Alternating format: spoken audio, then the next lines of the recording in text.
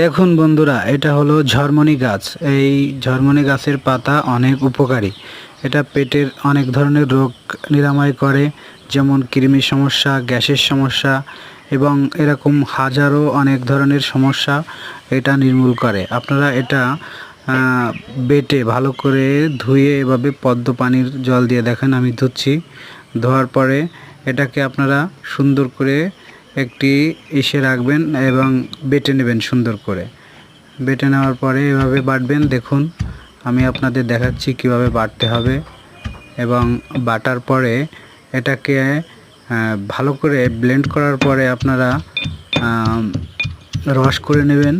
রস করার পরে এটাকে চামচ দিয়ে খেতে হবে, চামচ দিয়ে মেপে খেতে হবে। আপনারা এটা 2 চা চামচের বেশি কিন্তু খাবেন না, কারণ আপনি যদি অনেক বেশি খেয়ে ফেলেন তাহলে আপনার কৃমি একেবারে নিরাময় হয়ে যাবে।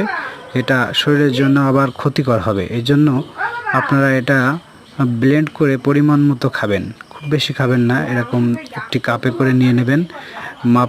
কাপ থেকে আপনারা মেপে নেবেন যে 2 চামচ পরিমাণ কেমন হয়। দেখুন, এরকম একটি চামচ নিয়ে আপনারা মেপে 2 চা চামচ পরিমাণ খেয়ে ফেলবেন।